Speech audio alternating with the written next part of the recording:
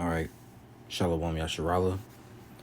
Before we get started, we'll give all praises, honor, and glory to Yahweh, Bahashem, Yahweh Shai, Bahashem, Rakakwadash, and double honors to the apostles, the bishops, and the elders of Great Millstone, the teacher for well. Peace and salutations to the hopeful elect. Back another video, another lesson. All right, Lord willing, lesson is edifying to you, brothers and you sisters out there. The title of this one is called "The Love of Money is the Root of All Evil." All right, the love of money is the root of all evil. I got this video we're gonna look at. I got it from off Instagram, if I can find it. Yep, this video right here. All right, it says, "Money and faith. Money man says God wants you to be rich. Uses religion to justify wealth." All right, and he's a rapper. He fell off in my opinion, but his name is Money Man. All right. So that in itself should already let you know what he's about. All right. But let's listen in. All right. I think it's like a minute long. So. To be rich. Always remember that. The Lord up high wants you to be rich. He wants you to be your best possible self. He wants you to get all the money you can. You know what I'm saying? It's on you if you don't get no money. Can't be like, you can get rich anywhere. You can get rich in any city, any town, any place. Sometimes it's better to start over in a new town and place. Nah, fuck that. You For real? go, hell nah. Get rich. Don't even think about it like that. Yeah, that's true too, though. Just get rich. You know what I'm saying? If you're not getting rich, that means you doing something. So check this out. If 80 to 90% of people ain't rich, just do the opposite of what they do. Nah, for sure. You get what I'm saying? If you know 50 niggas who ain't rich, just do the opposite of what they do. It's really that easy. It's not hard to see what they do and not do what them niggas do. You get what I'm saying? See, so his whole thing is, just get rich. God wants you to be rich. The Most High wants you to be rich. And like, there's nothing wrong with riches. All right, but that's not the main thing, because that can lead to covetousness. All right, let's get this first precept. I got 1 Timothy 6:10. Let's go to that. Now, there's nothing wrong with having wealth. All right, because you had men of the Lord in the Bible who were wealthy. Abraham, all right, Isaac, Jacob, our forefathers were wealthy. King David, Solomon, they were wealthy men. Okay, but they didn't let those riches corrupt them. Right? Going straight to the point. 1 Timothy, matter of fact. Yeah, 1 Timothy 6. And I'm gonna start at 6. It says, "But godliness with contentment is great gain." All right. Godliness with contentment. What does contentment mean? It says, Salakia, contentment, a perfect condition of life in which no aid or support is needed, sufficiency of the necessities of life, a mind contented with its lot, contentment. You see, so you're sufficient in what you have. All right, you got a roof over your head, you got clothes on your back, you got food in your fridge, okay, shoes on your feet, a bed to sleep in. Hey, you're content. You should be content with what you have, man. But godliness with contentment is great gain. We don't want, it also says, I'll get that, Lord willing. But let's keep reading. It says, but godliness with contentment is great gain. For we brought nothing into this world, and it is certain we can carry nothing out. And having food and raiment, let us be therewith content. So you've got, food in your belly, in your fridge. You got clothes you can wear. All right, hey, be good, man. Right, but a lot of people in the world, they're not satisfied with just food and clothes. They want more. They want they gotta have something more to that. So like in verse 9 it says, "But they that will be rich fall into temptation and a snare, and into many foolish and hurtful lusts, which drown men in destruction and perdition." And that even goes for those in the truth. As you see these other groups, a lot of them are rich, and what happens? They pervert the doctrine. They go off. All right. They say you don't got to call on the names of the Lord. All right. They they go off on, prophecy. Right. Read that again. But they that will be rich fall into temptation and a snare, and into many foolish and hurtful lusts, which drown men in destruction and perdition. For the love of money. All right. The love of money. Money is not just having money isn't. People say money is the root of all evil. No, the love of money. Right. For the love of money is the root of all evil. While some coveted after. Okay. See what the word covet or coveted, if they give us a definition. Or I'll just play it. Strong's G 3713. Arrego. Arrego. It says to stretch oneself out in order to touch or grasp or to grab something, to reach after or desire something. Definition 2, to give oneself up to the love of money. See? And you giving up a lot of things. You give up your morals, all right, your principles. That's what people do in the world. They give up their morals and their principles for money, to get rich. Women, use them as an example. Some women, they be working a 9 to 5. They got work 2 jobs, but that's not sufficient enough for them. So now they do what? They do OnlyFans. They corrupt themselves to get fast money. Niggas in the world too. Some niggas, they have jobs, but they get tired of jobs, and then they do what? They think about selling drugs, selling weed, whatever else. All right, they want that fast money. They corrupt themselves. All right. It says, for the love of money is the root of all evil, while some coveted after, they have erred from the faith and pierced themselves through with many sorrows. All right. You got those, like I said, men of the truth, who corrupt themselves for money. They coveted after it. They wanted to, like, example, IUIC. Okay. Now they try to say that they're not worth $150 million. They said they're worth $4 million. Well, that's still, you're worth, not saying we should be worthless. All right. Brother, I know brothers work, some brothers do have, gone to college and they got great jobs, trades and all of that. But you worth $4 million. That's still, you're worth $4 million. You're in the millions. Let's see what the NLT says for this. All right. So don't be listening out, brothers, you brothers and sisters out there. Don't be listening to these people in the world. Don't get no advice from them, man, because they don't know nothing. All right. Now, is it wrong to have wealth? No. All right. But you coveting after wealth, it can lead to your destruction. All right. Verse 6, it says, NLT, yet true godliness with contentment is itself great wealth. After all, we brought nothing with us when we came into the world, and we can't take anything with us when we leave it. So if we have enough food and clothing, let us be content. All right. Now, if you want to get a little extra, there's nothing wrong with getting a little extra. All right. Get you some more clothes, maybe a better job. Right. If it's better pay, why not do it? Verse 9, but people who long to be rich fall into temptation and are trapped by many foolish and harmful desires that plunge them into ruin and destruction. For the love of money is the root of all kinds of evil. In the world, you got people who set up one another. All right, they're double-crossed their best friends or their family. You got family members out here who are beefing over money. Best friends out here who are beefing over a few dollars. He ain't give me he owe me $150.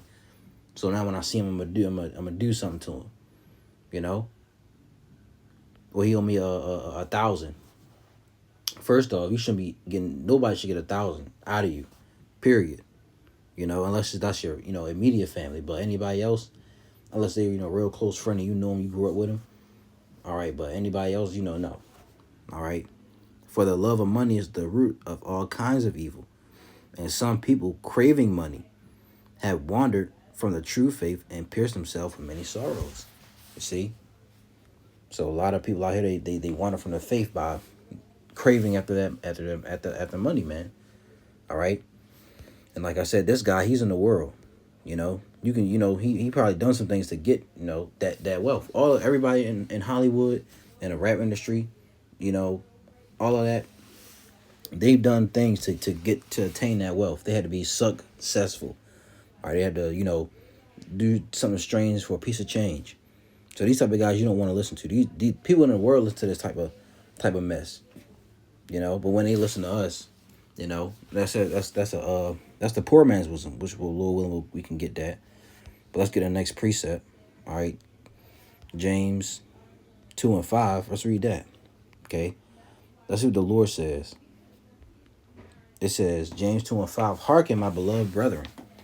Have not the Most High chosen the poor of this world, rich in faith, and heirs of the kingdom, which he hath promised to them that love him? So the Lord has chosen the poor of this world. All right. That's that. And they're rich in faith. They have a strong faith in Yahweh Bashem Yahushua, man.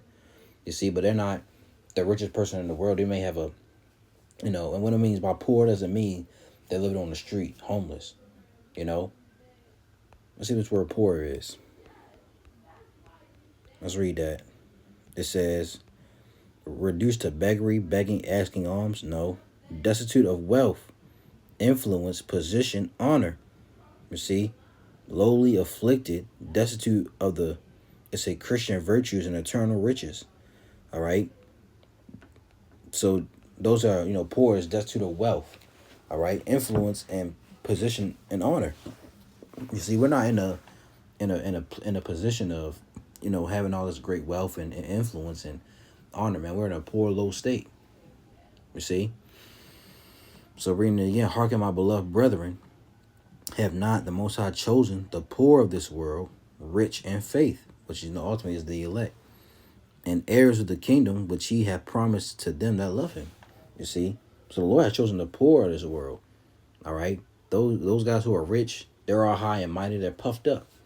But the poor is what? They're humble and they're lowly. They're meek. All right? Let's get Matthew 6:20. Matter of fact, let's read that last. Let's go to Proverbs 13:7. All right. And that's another one. Before we get that, it says, I forgot how it went. Make me. It's neither give me poverty nor riches. Let's type that in, poverty. Nor riches. Yep, Proverbs 30:8. It says, I started at 7. 2 things have I required of thee. Deny me. It says, deny me them not before I die. Remove far from me vanity and lies. Give me neither poverty nor riches. Feed me with food convenient for me, lest I be full and deny thee and say, who is the Lord? Or lest I be poor and steal and take the name of my power in vain. You see? So if you become rich, you'll get puffed up. You'll get proud and say, you know what? I don't need the Lord. I can do this myself. But if you become poor, you're gonna say, why has the Lord done this to me? You're gonna start, committing sins, stealing, robbing, all right, trying to do whatever to get a quick buck, right? So let's go back to that Proverbs. All right, matter of fact, let's read this in NLT. Salakia. It says, Proverbs 30:7. It says, O power, I beg 2 favors from you. Salakia. Read it again. O power, I beg 2 favors from you. Let me have them before I die. First, help me never to tell a lie. Second, give me neither poverty nor riches. Give me just enough to satisfy my needs. For if I grow rich, I may deny you and say, who is the Lord? And if I am too poor, I may steal and thus insult the Most High's holy name. You see that? So you don't want to do, that's why we ask the Lord, give us it said, give me neither poverty nor riches, give me something that's convenient, having, like I said in 1 Timothy, having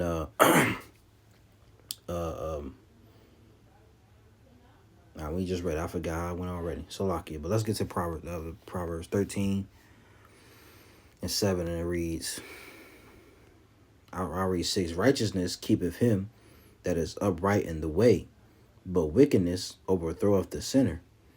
There is that maketh himself rich, yet hath nothing.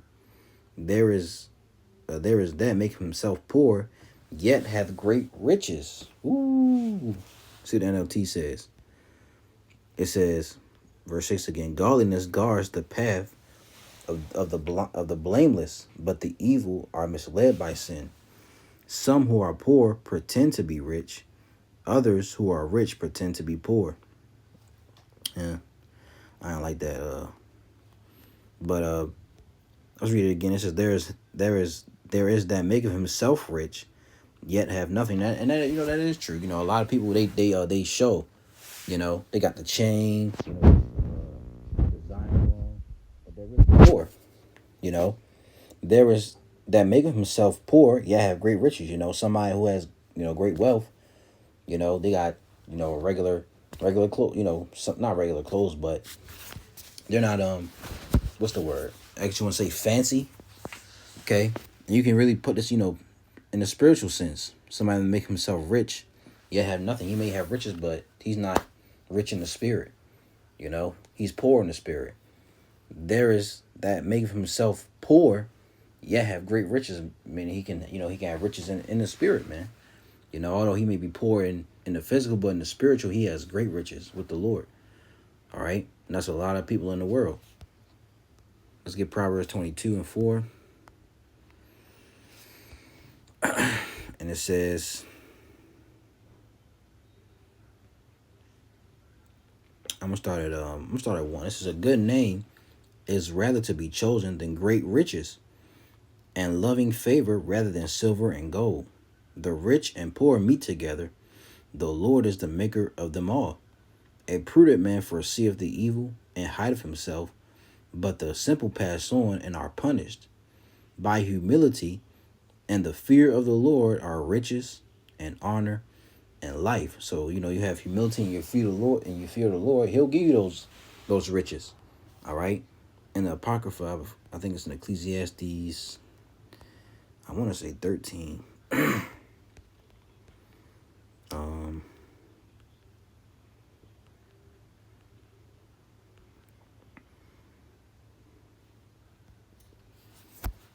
it go? It's in Ecclesiastes.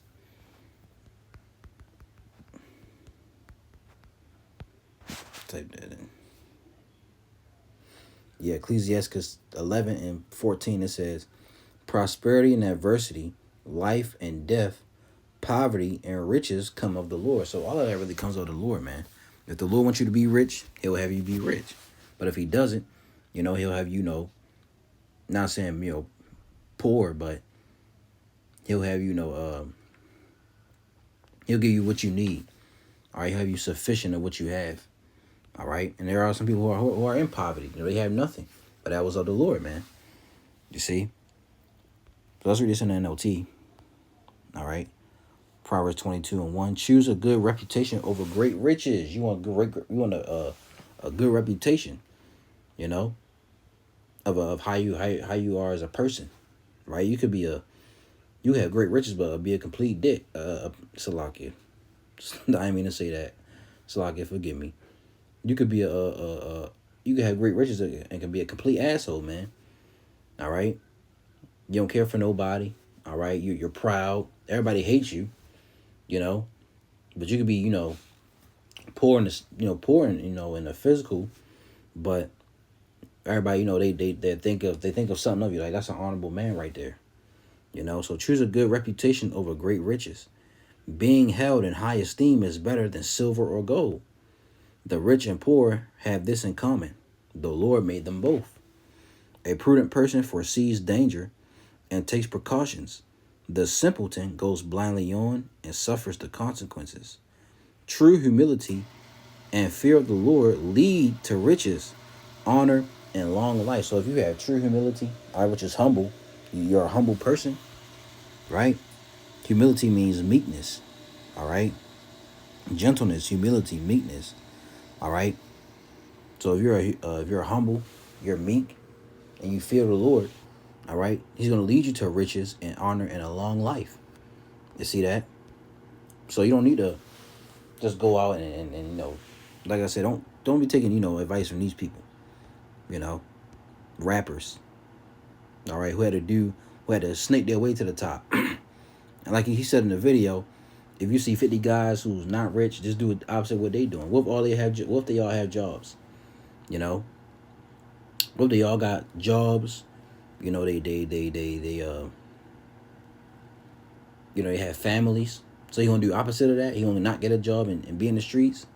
And snake people out of out of there. Be a scammer. Because that's how a lot of people get rich. They scam, doing fraud, selling drugs. They do it the fast way. Because they don't want no slow money. All right. So you gotta be careful who you take advice from, man. Because people they'll set you up in a trap. Let's get this last one. Matthew 6. All right. And 20. It says, sort of 19, lay not up for yourselves treasures upon earth, where moth and rust doth corrupt, and where thieves break through and steal. But lay up for yourselves treasures in heaven, where neither moth nor Salakia. Is it this? Salakia 6 and 24. I'll keep reading. I'll just read down. Start at 19 again. It says, lay not up for yourselves treasures upon earth, where moth and rust doth corrupt, and where thieves break through and steal. But lay up for yourselves treasures in heaven, where neither moth nor rust doth corrupt, and where thieves do not break through nor steal. For where your treasure is, there will your heart be also. The light of the body is the eye. If therefore thy eye be single, thy whole body shall be full of light. But if thy eye be evil, thy whole body shall be full of darkness. If therefore the light that is in thee be darkness, how great is that darkness? Now it says, no man can serve two masters, for either he will hate the one and love the other, or else he will hold to the one and despise the other. Ye cannot serve, all right, the Most High and Mammon. All right, and what is Mammon? Mammon is money. All right, that's what these people worship. Mammon, money, treasure, riches, where it is personified and opposed to the Most High. All right, now the Lord does give you, He can give you riches. And there's nothing wrong with having wealth. But if that starts to corrupt you, all right, you start to become, evil, then that's not honorable in the eyes of the Lord. Okay, let's read this in the NLT. It says, verse 20, store your treasures in heaven, where moths and rust cannot destroy, and thieves do not break in and steal. Wherever your treasure is, there the desires of your heart will Salakia. Slow down. Verse 21 again. Wherever your treasure is, there the desires of your heart will also be. Your eye is a lamp that provides light for your body. When your eye is good, your whole body is filled with light. But when your eye is bad, your whole body is filled with darkness. And if the light you think you have is actually darkness, how deep that darkness is. No one can serve two masters, for you will hate one and love the other. Right? You're gonna start choosing between, the Most High and money. Right? You will be devoted to one and despise the other. You cannot serve both the Most High and money. So this is you're gonna give one more attention than the other, and a lot of people give more attention to money than the Most High, man.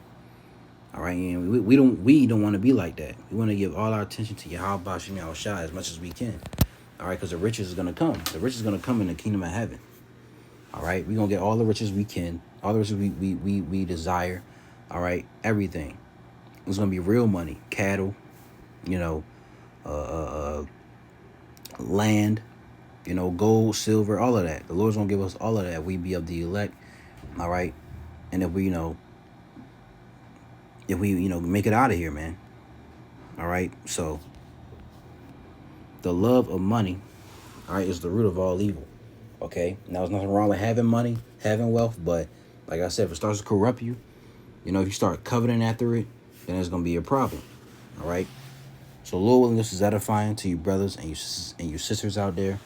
We'll give all praises, honor, and glory to Yahweh, Bahashem, Yahweh Shai, Bahashem Rakak Wadash, and double honors to the apostles, the bishops, and the elders of Great Millstone that teach and rule well.